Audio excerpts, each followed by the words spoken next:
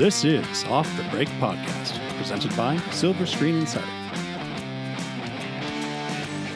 This is Off the Break Podcast, your podcast dedicated to current movie theater news, operations, and insights from the people that book the movies. I'm Cody, and with me are Kyle and Ken. Hello, hello. Hey, guys. Happy Friday, everybody. Yeah, it is a Friday. We're getting snow, though. That's a bummer. Yeah, over here. Yeah, it's called Not July here. Yeah. The other 11 This is a Rocky Mountain spring. the other 11 months get snow here. Yeah. But once you hit that sweet spot, oh man. Middle of summer, you actually feel the heat of the sun on June you. 15th through July 15th. Yeah. Mwah. Yeah. Peak summertime experience. Only summertime experience. Yep. But how about we get started for this episode, huh? Where should we begin? Well, as always, with release schedule changes, not a huge one. Just Father Stu from Sony moved from a Friday opening Of course it did. to a Wednesday opening. Oh, that's it? Yeah. They didn't change months or weeks? No, but- Or years, or... But it's so hard to book Wednesday openings. I hate them. Well, Yeah. it's annoying It's super annoying. for not being a holiday. Like a real, like, everything's closed. It's a weekday Right. holiday for 4th of July, for Right, Christmas. for one of the Thanksgiving. big ones. Yeah. Yeah. For not one of the holidays that is on a Sunday. Yeah. I mean, it's a Sunday holiday. Yeah, is But that... Somebody's Friday choice. was Good Friday. So, Correct. I mean, it was maybe not the best day, or was it? Was it the best day for We'll do it the week before. Father Stu Do it the movie week before. Let's see. on Good Friday? We either Like- go to church or we go see Mark Wahlberg as a... Or we do both. Boxer turned priest. Or we do church in the morning and Mark Wahlberg in the evening. There are Friday morning services, I bet. Yeah. I was having a conversation with a client about this, and he goes, the trailer looks really good, but what kind of movie is it? Yeah, that is the problem with this. I don't think they've not picked the right narrative. Like, is it a boxing movie a la Rocky? Is it a religious is it film? a faith-based movie? Yeah. Is Is it a rated redemption That's film? rated R. Is it a redemption film with Mel Gibson? Is it again finding his faith Is through it adversity? Mark Wahlberg and nothing exploding? Yeah. Like, what is What this? is? I don't know. What are you? I'm shocked that there's not a question mark after Father Stu in the title. Father Stu? Yeah. How do you do? What is you? Yeah, Sequel ideas. So yeah, theaters and bookers are gonna have to be prepared if they want to book this thing for Wednesday, huh? The week that it does now, and the 13th is the week of April 8th, which is that Friday, because we go by Friday starting our weeks here. And that is Sonic and Ambulance. Right. And week 2 of Morbius. Yeah. So what am I gonna come off something doing that? Like, come on. Be a wee bit tough. Yeah. That's so all right. no, Why are we it's wasting okay. time on Sony? It is Warner Brothers weekend. It is Warner Brothers weekend. It's Oh, their yeah. weekend to dominate. We have a theatrical only Warner Brothers released Woo woo. for the first time In a year. post-pandemic. Yeah. Yeah. Awesome. All 2021, they did the stupid hybrid model of day-and-day releasing, but so far with Batman, theater only. Oh, and the publicity is going so well in their favor. Oh, Big yeah. opening, lots of advanced ticket sales, all of it. Cody, can you name the last Warner Brothers theatrical only release? Has Can to be I? pre-pandemic, and pandemic was like March, so it's something Christmas time. I don't know. I can't think that far back. It's been ages. I was It feels about- like another life. I was about to say, aha, Tenet, but then I was like, wait, that was during the pandemic. Yeah. What movies came out before the pandemic, guys? The last Warner Brothers release that was theatrical only. We're not counting Tenet just because that Yeah. was a weird one, but was The Way Back with Ben Affleck as the alcoholic Oh, that's basketball right. coach. Oh, yeah. And before that, it was the not Suicide Squad, the Harley Quinn movie. Birds Oh, of Prey. Birds of Prey. Yeah, The Way Back was a good movie. but That was a good one. It feels like it was forever ago. Yeah. I feel like that movie was 5 years ago. Oh my gosh. I do feel like the pandemic sucked the life out of me, and it was seriously like 5 years ago. Like when was that time? I was a different person back then. Yeah, yeah, if I you're- was but a wee child. If anybody's counting on life expectancies to go up post-pandemic, that is not going to be the case. No. No, it definitely We took all some had years at off least my 5 life. years taken off of our lives because of that. If not from Stress. getting COVID, it's the stress. I feel like I feel like there's also something symbolic about Warner Bros. Last movie being a Ben Affleck movie, and now their first one post-pandemic is Batman, but it's not with him. Yeah. I feel like there's a narrative or a symbolism We type killed thing. him off. It wiped him away as Batman. Gone. Pandemic did him in. He was old. I don't know. Curmudgeon. Oh, there's a Batman movie coming up? There's a new one without There's a new Batman Ben Affleck? movie. Without Ben Affleck. without Yeah. Batfleck? Nope. I now know. with Battinson. Womp womp. Womp womp, Ken. Nonsense. Sorry. Nonsense. It's so good, Kyle. So Ken Cody and and I I, went to yeah. see it. So We during- snuck out Thursday. randomly during the episode. We're gonna sneak in some spoilers just to upset Kyle. No. Just to upset Kyle. Kyle is waiting. We invited Kyle. him to go Thursday at 3:00, the very first early show, and he said, "No, Kyle, I've got to look go me with right my in the eyes. friends." Batman dies. Yeah. You know this is a So- one-off. Did you Kyle. see the So fear does- and the life go out of my So eyes? does Alfred and Catwoman and the Penguin, and Well, you know the all Penguin of, all had of to Gotham die. explodes and the movie ends. Yeah. I told you guys, no spoilers Yeah. for the sake of my own health. Two of those three things are true. Just kidding. Or is he? Just- I was about to say, could you imagine? You'll if he never said, know. Could you imagine if he said that and then was like, "No, that part I'm actually serious about." yeah. Yeah. No, Batman totally eats it. Like first movie of the franchise. Yeah. Even they couldn't buy into it. Ken No. was right the whole time. Matt Reeves was like, at the end of the movie, he's like, that was a waste of 6 months of my life. Well, Just they are kills making Batman. one-offs. They are not going to make an interconnected universe. Oh. So Or are yeah, they? Yeah, unless this movie opens to $100 million and they're like, hey, maybe we should make The Batman 2.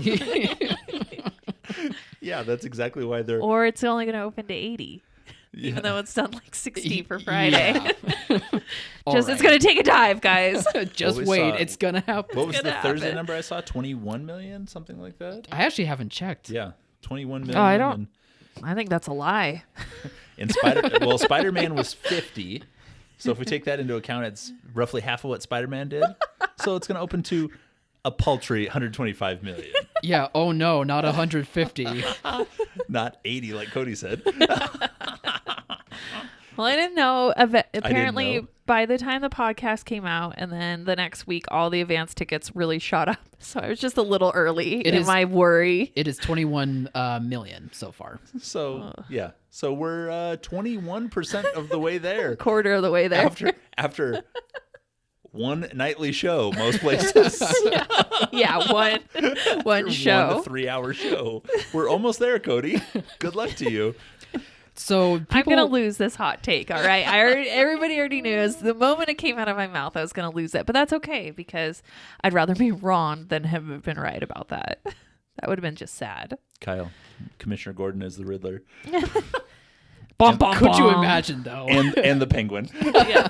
Wah, wah, wah. You and- won't believe how he pulls it off. and Jacques Cousteau. Oh god, He's really into submarines. my blood pressure is skyrocketing, guys. People are probably surprised, like, because I watch all the movies before you guys ever see any movie ever. Yeah. And this was the one time where the roles have been I reversed. know. We were like, "We'll buy your ticket. Come with us." And he's like, "No, my friends on Saturday want me to see it with them." Yeah, but We're your friends, Kyle. When we're not. We're your friends now. You belong to us. But I'm gonna see it at a swanky IMAX. I know. You're gonna theater. get the good screening. I am not watching this movie at our crummy theater. No, I'm not it gonna. was do very dark. I can imagine so. It's very dark. I was like, "Can you just turn off the lights a little?" Like, It's film noir, but they make every one of their movies they screen film noir. Yeah. Jason Momoa plays Thomas Wayne. Actually, I would love that. That'd be the one spoiler where I'm like, I'm in. I'm in. How did It's you kind of kill fun. him? Yeah. Yeah. Just take like 10 men. I was about to say he doesn't need to be like super powered to have the bullets bounce off of him. Have you seen the pecs? There's a multiverse where Adam West shows up. It's a whole thing. Yeah. Nostalgia runs rampant.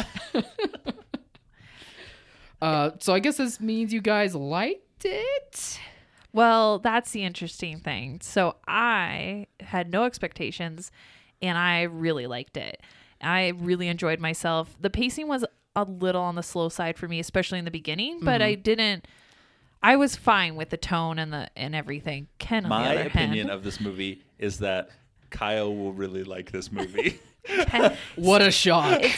It's shocking that I like something and Ken really hated it, and it's not what you would think it would have been. So like, it's not like Lost City where it's like, okay, Cody will probably really like this and Ken might not like it. Sure. No, this was a Batman movie and I liked it and he didn't. That's just that I can't not wait to talk to you next week about the reasons why. Even for my bare minimum hopes for Ken liking this movie, he wasn't able to reach it already by the sounds of it. Yeah.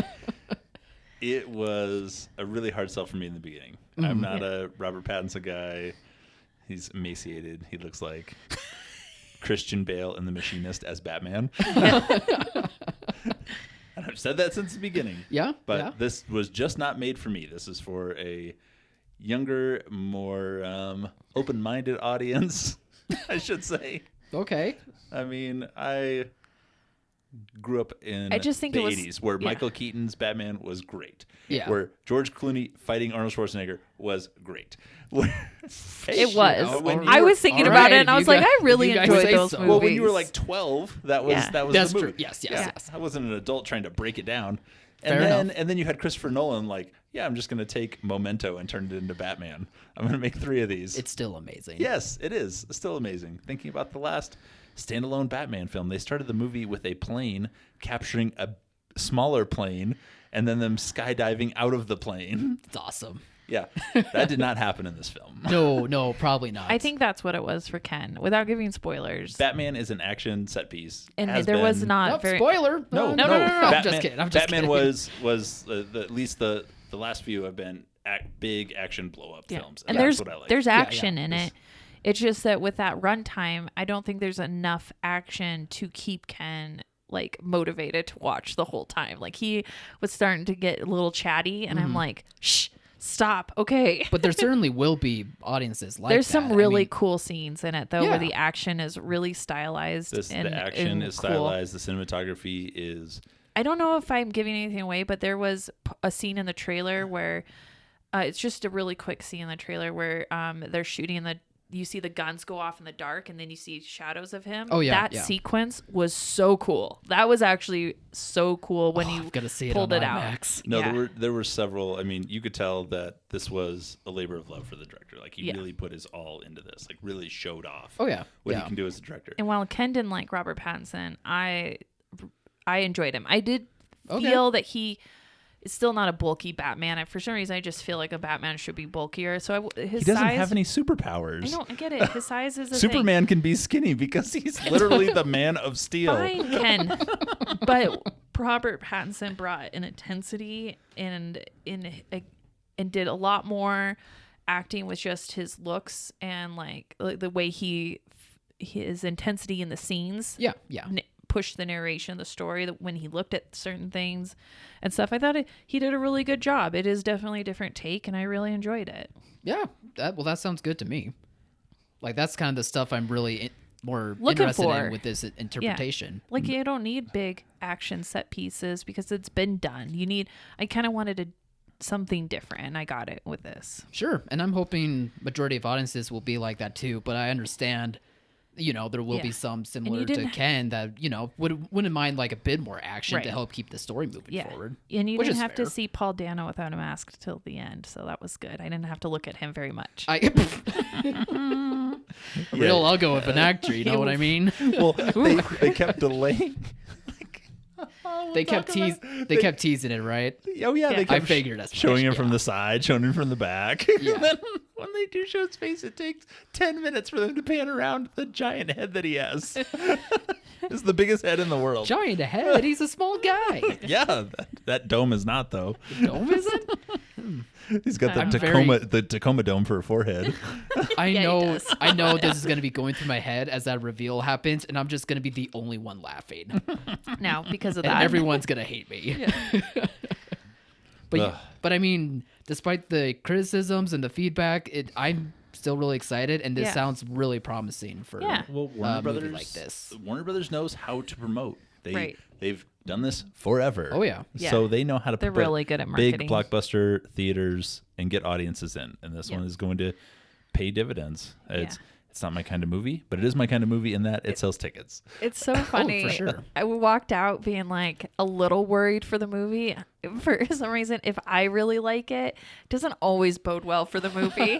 And so part of me was like, uh-oh, why did I like this and not Ken? Uh-oh, Yeah. is there something wrong with the movie? Right. I really enjoyed it. So but I think it's all there. I think I'm oddly with the majority on most people, and Ken is the odd one out on this. It is a weird situation right now. It is very odd. This is worse than the fake spoilers for Kyle. I know. He's like, Cody liked it. Ruh-roh. I know. Uh-oh. Because at least I know how to react when it comes to a spoiler, but this, I don't know. I don't know what to do now. Yeah, it's weird. Like praising it, and Ken's like, it's garbage. I'm going to walk and be like, all right, if Cody says it's good. But it does sound like that critics loved it, and it sounds like even the audiences are on board with this as well. At least judging by the sounds from the early screenings that have been happening. Right, because Warner's was so confident in this that they did Tuesday and Wednesday early screenings for people. So usually you just do that for critics to drum up some business, but they thought the word of mouth would be so good on it that they did it for audiences, and those post-track exit scores are really high, actually. Good. Surprisingly high. So it is on the approved end of the spectrum. Nope, we need it to be big. You Yeah. know, we talked last week about the It's got to limited last amount the of- whole month. of films in the month of March, the desert of March that we have entered again. You know, we walked through the desert known as January, and then entered February where we had like 7 wide releases, and then back to March with 2. With 2. The big O2. So here we Well, go, Universal is going to save us with a bring back sing along version of Sing. Ooh. Hooray. Not till the end of the month, though. everyone. Because you don't need it during the early part of the month when there's spring breaks. No. No, put it at the end right before Sonic. Well, Thanks, guys. if you have a multiplex theater with 10 screens, you still have Sing on screen. Yeah, you do. It didn't come You off. don't need a Yeah. You don't sing along version It's going to be on screen in some till Sonic. capacity until Sonic comes out. I feel like the kids are already singing to begin with, so what's It's all the they've- difference? It's all they've watched since December. It's Yeah. just an excuse to do an experiment for these open caption screenings. I mean, that you They're might like, not it's a be sing wrong along, there. but it's also open caption. Right. And let's test it they on gotta- 8-year-olds that don't know what is going on. Right. Can't read. The sing-alongs are really for kids that need the words that they can't read that fast. The words to the pop songs that their parents will know. Yeah. Right? Isn't that Yeah. how it works? Yes. It's like adult pop songs. Okay, cool. I'm ready for the Batman. I'm so excited. Yeah. We did try to give Kyle one teeny tiny little spoiler.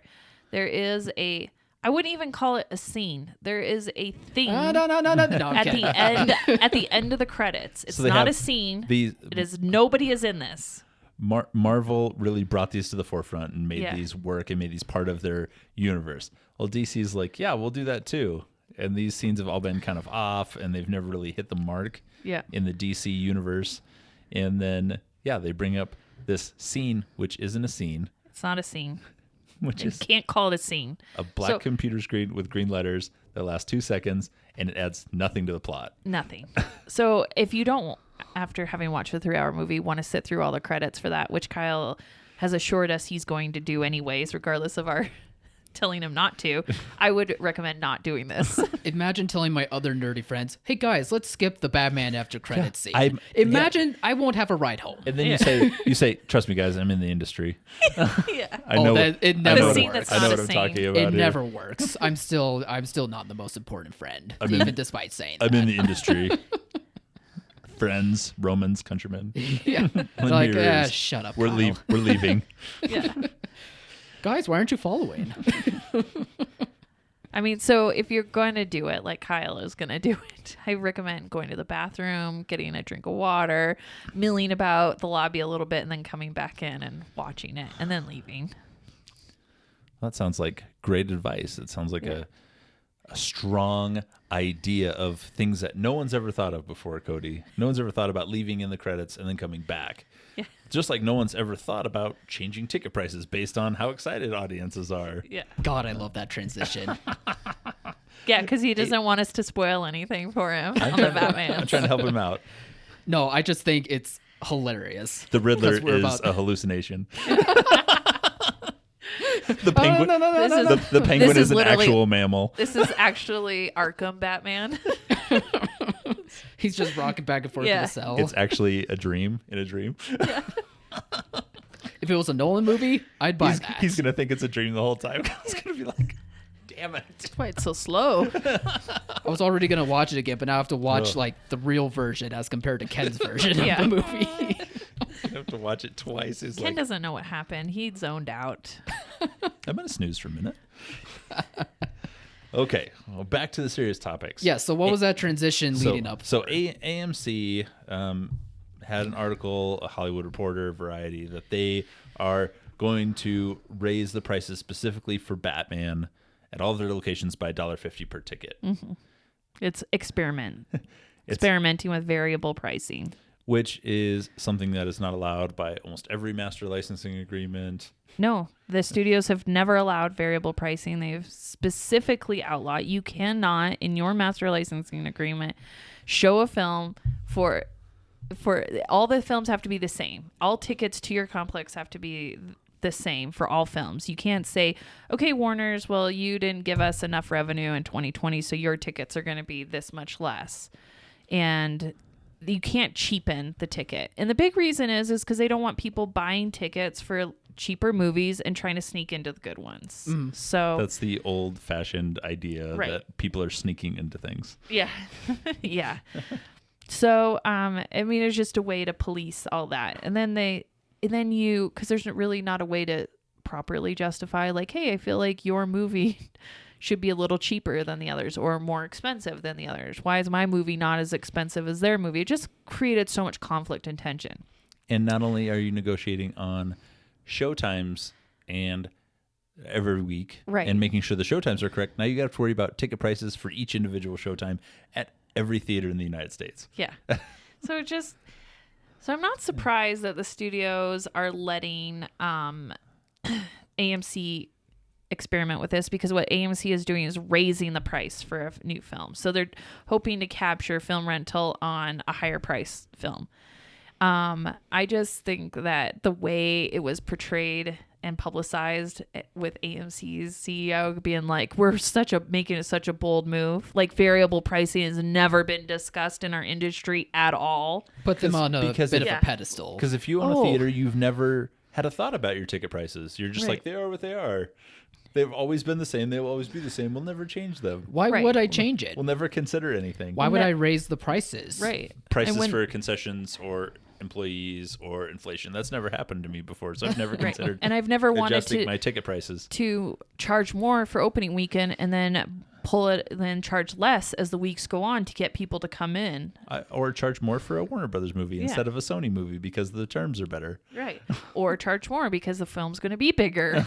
Never had that. No one's ever had those thoughts. Sarcasm abounds, folks. AMC is the only one that's ever had these thoughts. Yeah.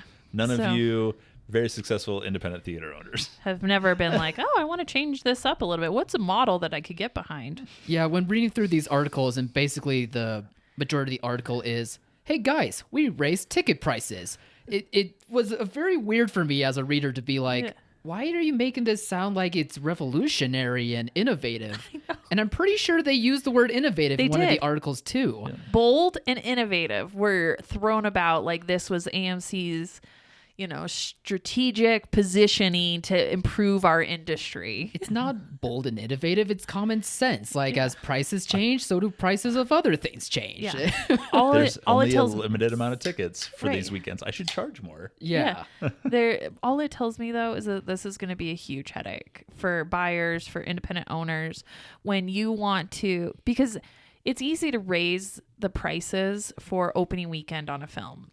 But not every opening weekend is going to be the same. And like an example, are we going to raise prices for Ambulance and Sonic? If you're in a market where just family, maybe, of course you want to do Sonic, but are you going to want to do it for Ambulance too? Or what if you have an art picture that not very many people are going to come to? Like, sure.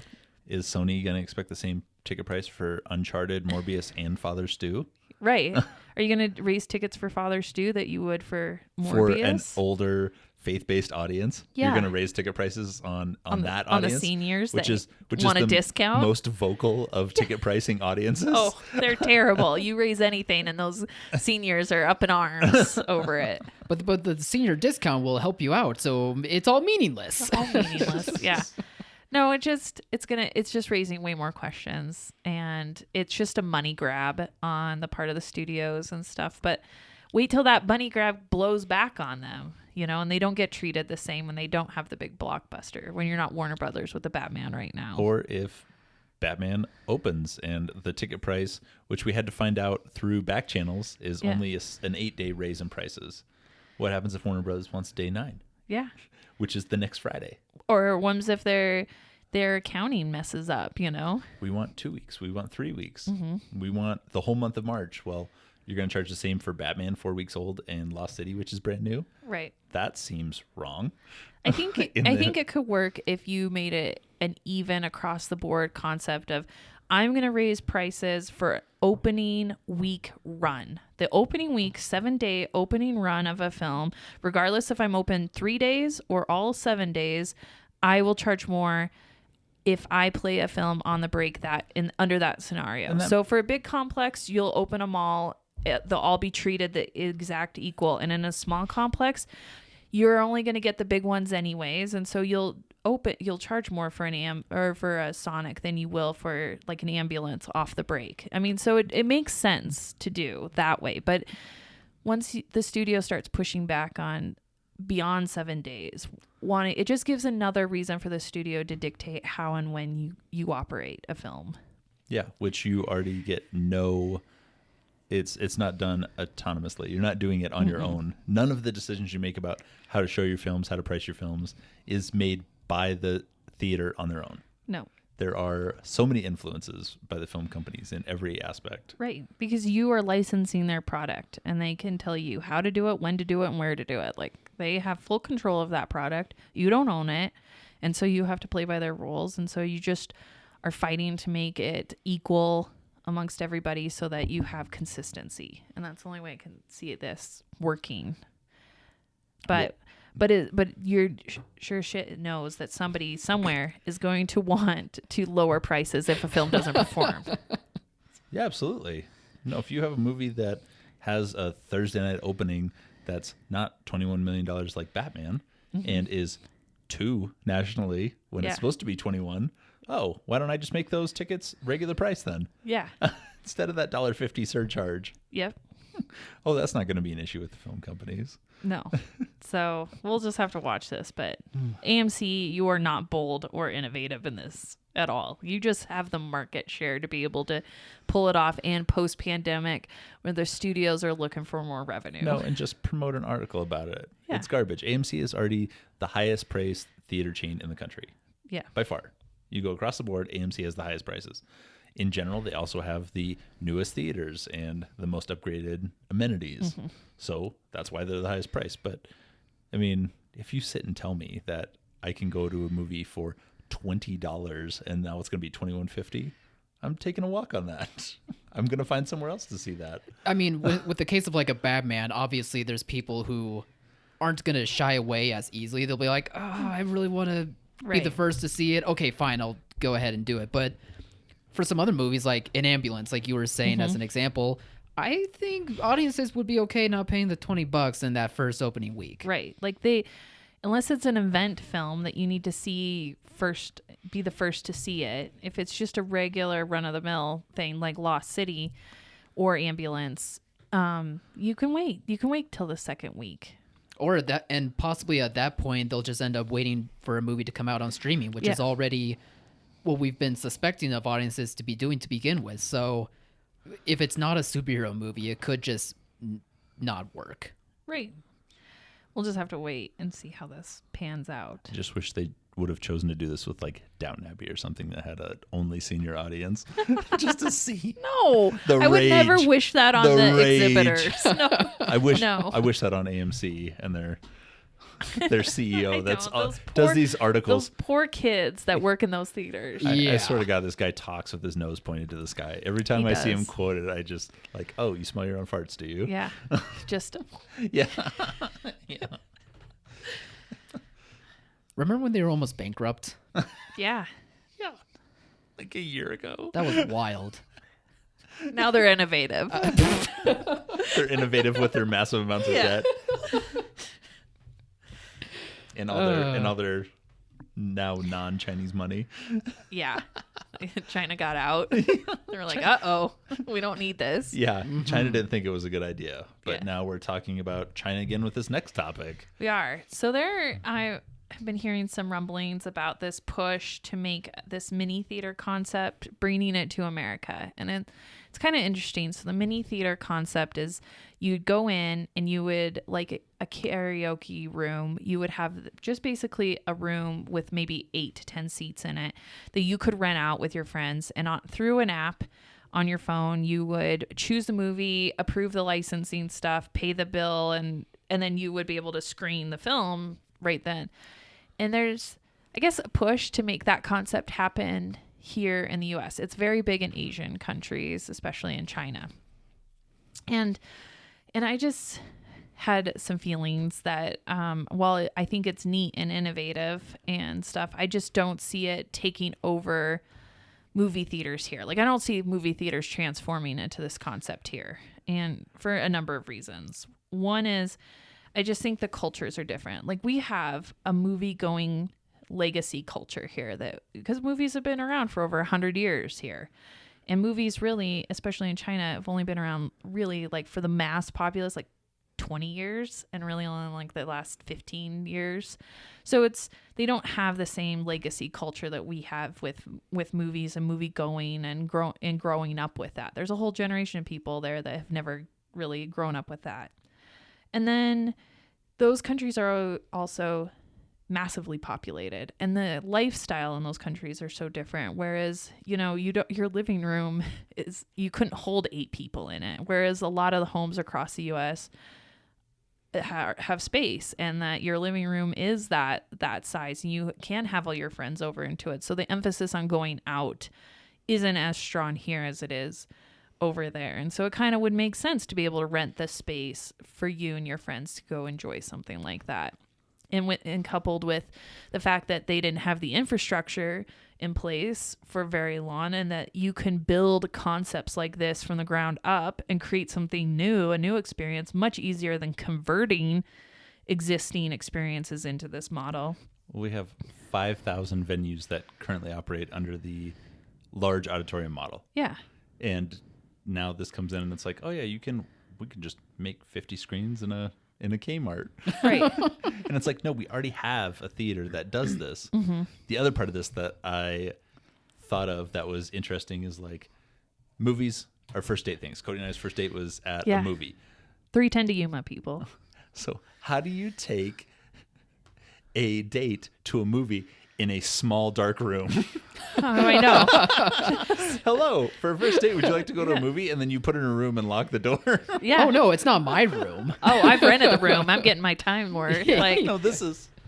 What movie would you like to watch? Would you like to watch The Batman? It's very dark. We will not see it. no, that is creepy. Yeah. Also, in this country, we have special equipment. You have these highly secure projectors that are specially approved for the theatrical industry. And I feel like those projectors are so expensive, and that you're not going to recoup your $50,000 investment on this projector with an 8-seat room. And I feel like part of what is happening with this concept in China and these other areas is they don't have the same level quality of the equipment, because it's just a completely different country that they do here. And so they could be getting away with just pull down screens and home projectors, which would make the cost a lot less. You could have 10 of those rooms versus 10, like secure theater grade quality projectors. Plus, people want to see a big screen. They want something above and beyond their living room. They want the comfort of their living room, but an experience that gets them out of their living room. And the only thing that gives them that is that big screen, that Atmos sound, laser projection, that stuff that they can't replicate as easily technologically wise at home. So, yeah, I mean, I don't necessarily think the idea of a mini theater is a bad one, but I just don't think it makes sense for a theater that's already been started and established to spend the renovation costs in order to convert, or at least meet the best of both worlds and still have big auditoriums, but also small screening rooms as well. Right. If you did want to do it, you would have to start from ground zero. And it is possible that maybe in, I don't know, a more city type area where there's, lots of places to easily walk around to, maybe you could do it in an area kind of like that to where those rooms make a bit more sense. I think you should definitely have one or two of them. I think party rooms, rent out rooms, or that concept is great. And you should have that. Kids' birthday parties, private affairs. And we talked about using your venue for things other than movies, like training videos for corporate retreats, gaming rooms. So I don't think that the concept is terrible. Having an 8-person room and you rent it out for gaming tournaments or things like that makes way more sense than a 100-seat theater that you're trying to rent out for 10 people to come game in. Like, the room concept makes sense, but is that going to take over the new theatrical experience? No way. No, it's not going to happen. It's not going to take it over. It's just going to be, I think, at most, like just a niche thing to do in areas where population can sustain it. Kind of like, karaoke bars that have soundproof rooms and have special treatments of seating and sound, and they have bartenders be able to come and go and deliver you food and drink. It would kind of be similar to that type of experience, I feel like. I do also love like the failed second tier of this where somebody opens this kind of situation, it doesn't work out. So then there's 10 8-seat auditoriums to use, and you have to go in with your family of 4 and sit with 2 other couples. Yeah. And sit in this tiny room and watch a movie. I guess that's a good point too. Like, would the rules be that like you just got to fill the seats and first come first serve, or would it be like rent out? You pay for the room. You pay for the room per hour. Yeah. And then you pay for the film rights. Yeah, which works. So everything's done on the app, and the theater proprietor is just a doorkeeper or a concession person. Yeah, you flip. It's an Airbnb theater. Yeah. But I just love that idea of like when it doesn't work out. Right, like you don't get enough private rentals and you have to start. You have to figure out a way to fill these rooms. Yeah. Yeah. Nobody wants a private rental. So you're like, yeah, let's go on a first date. And then 6 like 12-year-olds walk in. So it's you and a date and a bunch of children. Oh, no. Because at least like in an auditorium, you can space yourself away from those 6 to 6 That'd be the ultimate way to like mug someone. You just pick like super high-end movies. Yeah. Just get one seat. Yeah. Maybe this is a bad idea. I love this idea. I think this is great. I think there's a good happy AMC middle. should tear down all the theaters and start over. They're good at accruing debt. There's a good happy middle between like 8 seats for private tiny, like, because those screens in that size are almost as big as TVs in homes are now. So it's not like you're getting a super big upgrade with that. Yeah, there's no real luxurious theatrical experience when you're actually replicating what's going on in your own living room. But I think if you can get to that 20 to maybe even 50 seat sweet spot, that 20 to 35 seats, you can create that luxury feel and that private feel, but still also having it open to the public. And then it justifies having a regular theatrical projector and server and that whole setup. Yeah, which that is most certainly the way to go as compared to. And when you're looking at 100-seat theater, what is your occupancy rate over time? Like, on Friday and Saturday nights, you might be close to 100% occupancy, and on certain films you are, but overall in general, you're not. And so you could actually go down to probably 50 seats and fill those very consistently night after night after night, much easier than you can 150 seats. So that the concept is there, and people will pay extra for that, is if you have things like luxury recliners, like the double side by side, reclining furniture. Like, people want that. That's the high end experience that people are looking for. At least people with more disposable income, they're more likely to buy drinks, buy high end concession food, that sort of thing. Yeah, I think you're right. But it came up in a conference call I had, and I was just like, oh, people, we do not need to be worrying about this right now. We have bigger issues with windowing and streaming. If we can get that, now variable pricing, if we can get that sorted, then we'll worry about new concepts coming to the market. I don't even think this is necessarily something to worry about. It's just whether you're willing to take a chance on it. Yeah. You know, like I said, renovation costs, if you're willing to take a chance on it, and if you have the space to be able to make that renovation happen, I guess go for it. Or if you're, you know, dreaming of making your own theater, but then you hear about this concept. Having these flex spaces is important, like Cody said. But yeah, it's a pipe also dream for part of the way you're educating audiences. I mean, how long has it taken people to learn to use VRBO? Yeah. I mean, it's been around for a long time. Yeah. And all of a sudden, you know, it's a thing and it works and people use Airbnb. Right. But now you got to teach people, yes, you're going to rent a room instead of getting a seat and a ticket. The other part of that we're not talking about is the fact that it's an app on a phone. And I don't think the studios here are ready to give consumers an app that would then send them to a private room somewhere. Why not just stream it? And then you cannot... How would you project that streaming through the rented room system? So, I mean, I feel like the studios in this country have pushed their money into the streaming. So if you're going to stay home or you're going to do something not in the big movie theater and pay a ticket price for, then I think that they've pushed the consumer to streaming. Because this concept also, these mini rooms came out before streaming really became big too. Yeah, I mean... studios already have a hard time sharing with the theaters, you know, like why would they want to share apps on top of that? Like they already have their own apps. It's called streaming services and they're already directly available for audiences. Yeah. And for the audience member out there listening that is not part of the industry but thinking about getting in, no, you cannot start an online movie theater or streaming service or any of that. They're called watch parties and they're already on other streaming services. Yes, but no, studios are not going to license you the Batman so you can have a quote online movie theater. That's just not going to work. No. Brick and mortar people. Nope, it works for video games. It works for YouTubers that do video movie commentaries, but not to the scale of doing a theater movies. Online. It's not going to work. Online. Oh, you mean their streaming services? But the one thing we got on this online this week are trailers. Oh yeah, we got some big trailers this week. Yeah, Cody and I were just mentioning about the new Morbius trailer. We thought that it looked pretty good, reminded us of what the last trailer looked like, but we're kind of just worried more about the buzz going on, because after the trailer drop, we just didn't get the sense that there was as much buzz for this movie as there was when the last trailer came out, which I believe was before Spider-Man came out. It was December and with a January release date.